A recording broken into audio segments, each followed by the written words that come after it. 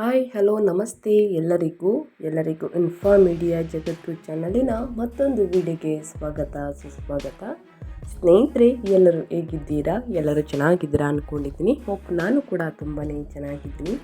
ಎಲ್ಲರೂ ಚೆನ್ನಾಗಿದ್ದೀರಾ ಅಂದ್ಕೊಂಡು ಭಾವಿಸ್ಕೊಂಡು ಇವತ್ತಿನ ಒಂದು ವಿಡಿಯೋನ ಶುರು ಮಾಡಿಬಿಡೋಣ. ಇವತ್ತಿನ ಒಂದು ವಿಡಿಯೋದಲ್ಲಿ ಮಿಥುನ ರಾಶಿಯವರ ಭವಿಷ್ಯ ಜನವರಿ 2026ರಲ್ಲಿ ಏನೆಲ್ಲ ಬದಲಾವಣೆಯನ್ನು ನೋಡಲಿದ್ದೀರಿ, ಯಾವುದರ ಬಗ್ಗೆ ಎಚ್ಚರಿಕೆ ವಹಿಸಬೇಕು, ಏನೆಲ್ಲ ಅದೃಷ್ಟದ ಫಲಗಳನ್ನು ಗಳಿಸಲಿದ್ದೀರಿ ಮಿಥುನ ರಾಶಿಯವರು ನನ್ನ ಒಟ್ಟಾರೆಯಾಗಿ ತಿಳಿಸ್ಕೊಡ್ತಾ ಹೋಗ್ತೀನಿ. ಇದನ್ನೆಲ್ಲ ಕಂಪ್ಲೀಟಾಗಿ ತಿಳ್ಕೋಬೇಕು ಅಂದರೆ ಸ್ನೇಹಿತರೆ, ಅಂದರೆ ನಿಮ್ಮ ವ್ಯಾಪಾರದ ಬಗ್ಗೆ, ವ್ಯವಹಾರದ ಬಗ್ಗೆ, ನಿಮ್ಮ ಉದ್ಯೋಗದ ಬಗ್ಗೆ, ವೃತ್ತಿ ಜೀವನ, ಇನ್ನು ಶಿಕ್ಷಣದ ಬಗ್ಗೆ, ಆರೋಗ್ಯ, ಕುಟುಂಬ, ವೈಯಕ್ತಿಕ ಜೀವನ, ಪ್ರೇಮ ಜೀವನ, ಇನ್ನು ಮದುವೆ ಯೋಗ ಇದೆಯಾ, ಸಂತಾನ ಬಗ್ಗೆ ಇದೆಯಾ, ಒಟ್ಟಾರೆಯಾಗಿ ಸ್ನೇಹಿತರೆ ಮಿಥುನ ರಾಶಿಯವರ ಭವಿಷ್ಯ ಹೇಗಿರಲಿದೆ, ಯಾವುದರ ಬಗ್ಗೆ ಎಚ್ಚರಿಕೆ ವಹಿಸಬೇಕು ಅನ್ನೋದನ್ನ ಕಂಪ್ಲೀಟಾಗಿ ಇದೇ ವಿಡಿಯೋದಲ್ಲಿ ತಿಳಿಸ್ಕೊಡ್ತೀನಿ. ಇದನ್ನೆಲ್ಲ ತಿಳ್ಕೋಬೇಕು, ಸಣ್ಣ ಪುಟ್ಟ ಪರಿಹಾರಗಳನ್ನು ಫಾಲೋ ಮಾಡಬೇಕು ಅಂದರೆ ಎಲ್ಲೂ ಕೂಡ ವಿಡಿಯೋನ ಸ್ಕಿಪ್ ಮಾಡಬಾರ್ದು. ಅಂದರೆ ವಿಡಿಯೋನ ಕಟ್ ಮಾಡಿ ಓಡಿಸ್ಕೊಂಡೋಗಿ ನೋಡ್ತೀರಾ, ಇದು ಫುಲ್ ಇನ್ಫಾರ್ಮೇಷನ್ ಅರ್ಥ ಆಗಲ್ಲ ನಿಮಗೆ. ಸೊ ಹಾಗಾಗಿ ಎಲ್ಲ ವಿಡಿಯೋದಲ್ಲೂ ತಿಳಿಸ್ತಾ ಇರ್ತೀನಿ. ಮೊದಲಿಂದ ಕೊನೆ ತನಕ ವಿಡಿಯೋನ ವಾಚ್ ಮಾಡಿ. ವಿಡಿಯೋದಲ್ಲಿ ಒಳ್ಳೆ ಮಾಹಿತಿ ಸಿಕ್ಕಿದ್ದಲ್ಲಿ ತಪ್ಪದೆ ವಿಡಿಯೋಗೊಂದು ಲೈಕ್ ಕೊಟ್ಟು, ಇನ್ನು ನನ್ನ ಚಾನಲ್ನ ಸಬ್ಸ್ಕ್ರೈಬ್ ಮಾಡ್ಕೊಳ್ಳೋದನ್ನೇ ನೋಡ್ತಿದ್ರೆ ಇನ್ಫಾರ್ಮ್ ಮೀಡಿಯಾಗೆ ಸಬ್ಸ್ಕ್ರೈಬ್ ಆಗಿ ನಿಮ್ಮ ಅಭಿಪ್ರಾಯಗಳನ್ನು ಕಮೆಂಟ್ ಬಾಕ್ಸಲ್ಲಿ ತಿಳಿಸಿ. ಯಾರೆಲ್ಲ ಸಬ್ಸ್ಕ್ರೈಬ್ ಮಾಡ್ಕೊಂಡಿದ್ದೀರಾ ಅವರಿಗೆ ಥ್ಯಾಂಕ್ ಯು ಸೋ ಮಚ್ ಅಂತ ಹೇಳ್ತಾ, ಕಮೆಂಟ್ ಬಾಕ್ಸಲ್ಲಿ ಓಂ ನಮಃ ಶಿವಾಯ ಅಂತ ಕಮೆಂಟ್ ಮಾಡಿ. ಶಿವನ ಅನುಗ್ರಹದಿಂದ ನಿಮ್ಮ ಜೀವನದಲ್ಲಿ ಇದ್ದ ಕಷ್ಟಗಳು, ಸಮಸ್ಯೆಗಳು, ಅಡೆತಡೆಗಳೆಲ್ಲವೂ ಕೂಡ ಸಂಪೂರ್ಣವಾಗಿ ನಿವಾರಣೆಯಾಗಲಿ ಅಂತ ಕೇಳ್ಕೊತಾ ವಿಡಿಯೋನ ಶುರು ಮಾಡಿಬಿಡೋಣ. ಹೌದು ಸ್ನೇಹಿತರೆ, ಮಿಥುನ ರಾಶಿಯವರಿಗೆ 2026 ಜನವರಿ ತಿಂಗಳಲ್ಲಿ ಗ್ರಹಗಳ ಸಂಚಾರ, ಗ್ರಹಗಳ ಸ್ಥಿತಿಗಳಿಂದ ಸಾಕಷ್ಟು ಬದಲಾವಣೆಯನ್ನು ನೋಡಲಿದ್ದೀರಿ. ಗುರು ಮಿಥುನದಲ್ಲಿ 1ನೇ ಮನೆಯಲ್ಲಿ ತಿಂಗಳ ಪೂರ್ತಿ, ಶನಿ ಮೀನದಲ್ಲಿ 10ನೇ ಮನೆಯಲ್ಲಿ ತಿಂಗಳ ಪೂರ್ತಿ, ರಾಹು ಕುಂಭದಲ್ಲಿ 9ನೇ ಮನೆಯಲ್ಲಿ ಮತ್ತು ಕೇತು ಸಿಂಹದಲ್ಲಿ 3ನೇ ಮನೆಯಲ್ಲಿ. ಇದು ಗ್ರಹಗಳ ಸಂಚಾರ ಮತ್ತು ಗ್ರಹಗಳ ಸ್ಥಾನ ಬದಲಾವಣೆಯಿಂದ ಸಾಕಷ್ಟು ಬದಲಾವಣೆಯನ್ನು ನಿಮ್ಮ ಜೀವನದಲ್ಲಿ ನೋಡಲಿದ್ದೀರಿ. ಸಾಕಷ್ಟು ಏರುಪೇರುಗಳನ್ನು ಕಂಡು ಬರಲಿದೆ ಅಂತಲೇ ಹೇಳಬಹುದು. ಒಟ್ಟಾರೆಯಾಗಿ ಹೇಳಬೇಕು ಅಂದರೆ ಮಾಸಿಕ ಭವಿಷ್ಯ ಮಿಥುನ ರಾಶಿಯವರಿಗೆ ಜನವರಿ ತಿಂಗಳು ನಿಮಗೆ ಗಂಭೀರ ಮತ್ತು ಅರ್ಥಪೂರ್ಣವೆಂದು ಭಾವಿಸಬಹುದು. ಇದು ಹಗುರವಾದ ತಿಂಗಳಲ್ಲ, ಬದಲಿಗೆ ಬೆಳೆಯಲು, ಪ್ರಬುದ್ಧರಾಗಲು ಮತ್ತು ಜವಾಬ್ದಾರಿಗಳನ್ನು ನೇರವಾಗಿ ಎದುರಿಸಲು ನಿಮ್ಮನ್ನು ಕೇಳುವ ತಿಂಗಳು ಸ್ನೇಹಿತರೆ. ಆರಂಭದಲ್ಲಿ ನಿಮ್ಮ ಗಮನವು ಸಂಬಂಧಗಳು, ಒಪ್ಪಂದಗಳು ಮತ್ತು ನಿಮ್ಮ ಸುತ್ತಲಿರುವಂತಹ ಜನರ ಕಡೆಗೆ ಹೋಗಬಹುದು.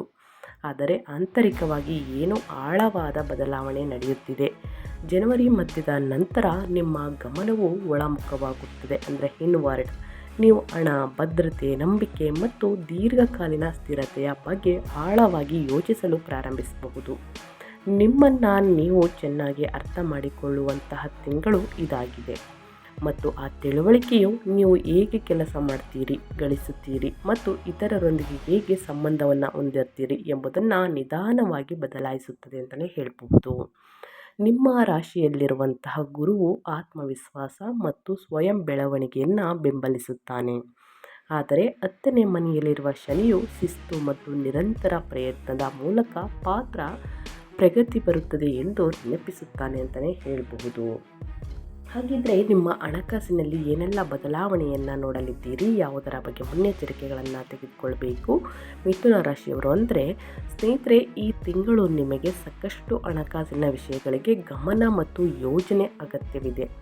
ನಿಮ್ಮಲ್ಲಿ ಕೆಲವರು ಉಳಿತಾಯ, ವಿಮೆ, ತೆರಿಗೆ, ಸಾಲಗಳು ಅಥವಾ ಜಂಟಿ ಹಣಕಾಸಿನ ಬಗ್ಗೆ ಗಂಭೀರವಾಗಿ ಯೋಚಿಸಬಹುದು. ಆರ್ಥಿಕ ಭದ್ರತೆಯ ಬಗ್ಗೆ ನೀವು ಸ್ವಲ್ಪ ಆತಂಕಕ್ಕೆ ಒಳಗಾಗಬಹುದು. ಆದರೆ ಈ ಅರಿವು ವಾಸ್ತವವಾಗಿ ನಿಮಗೆ ಉತ್ತಮವಾಗಿ ಯೋಚಿಸಲು ಸಹಾಯವನ್ನು ಮಾಡುತ್ತಿದೆ. ತಿಂಗಳ ಮಧ್ಯದ ನಂತರ ಹಠಾತ್ ಖರ್ಚುಗಳು ಸಾಧ್ಯ, ವಿಶೇಷವಾಗಿ ಆರೋಗ್ಯ, ಕುಟುಂಬ ಅಥವಾ ದೀರ್ಘಕಾಲೀನ ಬದ್ಧತೆಗಳಿಗೆ ಸಂಬಂಧಿಸಿದಂತೆ. ಅದೇ ಸಮಯದಲ್ಲಿ ನಿಮ್ಮ ರಾಶಿಯಲ್ಲಿರುವಂತಹ ಗುರುವು ಆತ್ಮವಿಶ್ವಾಸ ಮತ್ತು ಬೆಂಬಲವನ್ನು ನೀಡುತ್ತಾನೆ. ಪರಿಸ್ಥಿತಿ ತಾತ್ಕಾಲಿಕವಾಗಿ ಬಿಗಿಯಾಗಿದ್ದರೂ ನೀವು ಅದನ್ನು ನಿರ್ವಹಿಸುತ್ತೀರಿ. ಅಪಾಯಕಾರಿ ಹೂಡಿಕೆಗಳನ್ನು ತಪ್ಪಿಸಿ, ಇದು ಹಣವನ್ನು ರಕ್ಷಿಸುವ ಮತ್ತು ಸಂಘಟಿಸುವ ತಿಂಗಳು, ಜೂಟಾಟದ ತಿಂಗಳಲ್ಲ ಸ್ನೇಹಿತರೆ. ಅನಗತ್ಯ ಖರ್ಚುಗಳನ್ನು ನೀವು ತಪ್ಪಿಸಿದರೆ ಮಾತ್ರ ಮುಂದಿನ ದಿನಗಳಲ್ಲಿ ಹಣಕಾಸಿನ ಸಮಸ್ಯೆ ಎದುರಾಗುವುದಿಲ್ಲ. ನಿಮ್ಮ ಹಣಕಾಸಿನ ಯೋಜನೆಯನ್ನು ಬರೆಯಿರಿ. ವಿಷಯಗಳನ್ನು ಸ್ಪಷ್ಟವಾಗಿ ನೋಡುವುದು ಭಯವನ್ನು ಕಡಿಮೆ ಮಾಡುತ್ತದೆ ಸ್ನೇಹಿತರೆ. ಇನ್ನು ವೈಯಕ್ತಿಕ ಮತ್ತು ಕುಟುಂಬ ಮತ್ತು ನಿಮ್ಮ ಪ್ರೇಮ ಜೀವನ ಹೇಗಿರಲಿದೆ ಈ ತಿಂಗಳು ಮಿಥುನ ರಾಶಿಯವರಿಗೆ ಯಾವುದರ ಬಗ್ಗೆ ಎಚ್ಚರಿಕೆ ವಹಿಸಬೇಕು ಅಂದರೆ, ಸಂಬಂಧಗಳು ಈ ತಿಂಗಳು ಆಳವಾದ ಹಂತದ ಮೂಲಕ ಹಾದು ಹೋಗುತ್ತವೆ. ನೀವು ಕೆಲವು ಜನರಿಗೆ ಹತ್ತಿರವಾಗಬಹುದು ಅಥವಾ ಇತರರೊಂದಿಗೆ ದೂರವಾಗಬಹುದು.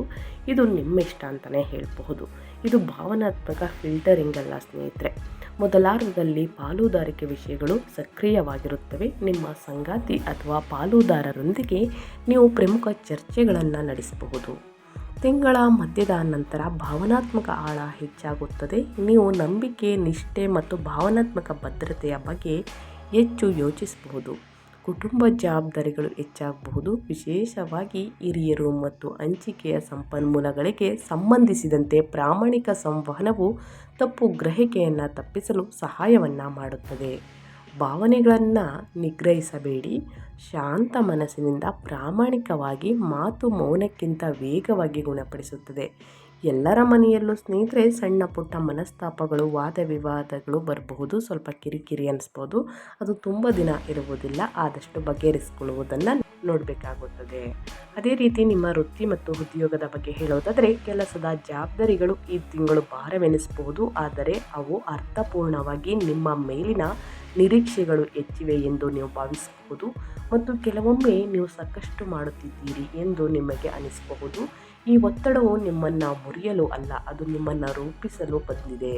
ಮೊದಲಾರ್ಧದಲ್ಲಿ ನೀವು ಒಪ್ಪಂದಗಳು, ಕ್ಲೈಂಟ್ ಸಂವಹನ ಅಥವಾ ಇತರರೊಂದಿಗೆ ಸಮನ್ವಯದ ಕೆಲಸಗಳನ್ನು ನಿಭಾಯಿಸಬಹುದು. ಸ್ನೇಹಿತರೆ, ಕೆಲಸದ ಸ್ಥಳದಲ್ಲಿ ಸಂಬಂಧಗಳನ್ನು ಎಚ್ಚರಿಕೆಯಿಂದ ನಿರ್ವಹಿಸಬೇಕು ಎಂದು ನಿಮ್ಮಲ್ಲಿ ಕೆಲವರು ಭಾವಿಸಬಹುದು. ಜನವರಿ ಮಧ್ಯದ ನಂತರ ಅಂದರೆ ದ್ವಿತೀಯಾರ್ಧದಲ್ಲಿ ಸ್ನೇಹಿತರೆ ಕೆಲಸವು ಹೆಚ್ಚು ತೀವ್ರವಾಗಿರುತ್ತದೆ. ಗೌಪ್ಯ ಕಾರ್ಯಗಳು, ಸೂಕ್ಷ್ಮ ವಿಷಯಗಳು ಅಥವಾ ನಂಬಿಕೆಯ ಅಗತ್ಯವಿರುವ ಜವಾಬ್ದಾರಿಗಳು ನಿಮಗೆ ಬರಬಹುದು. ನಿಮ್ಮಲ್ಲಿ ಕೆಲವರು ಹಣಕಾಸಿನ ದಾಖಲೆಗಳು, ಆಡಿಟ್, ವಿಮೆ, ಸಾಲಗಳು ಅಥವಾ ಸಂಶೋಧನೆ ಸಂಬಂಧಿಸಿದ ಕೆಲಸಗಳನ್ನು ನಿರ್ವಹಿಸಬಹುದು.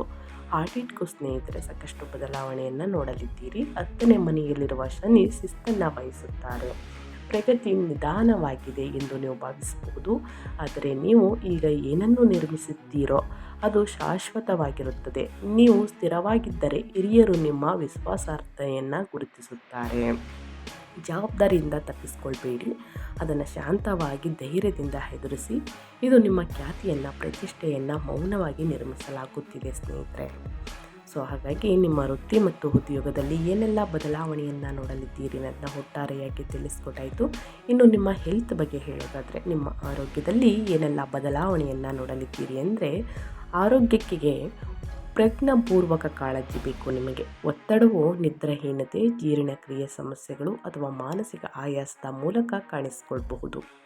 ಭಾರೀ ದೈಹಿಕ ಕೆಲಸವಿಲ್ಲದಿದ್ದರೂ ನೀವು ಆಯಾಸವನ್ನು ಅನುಭವಿಸಬಹುದು.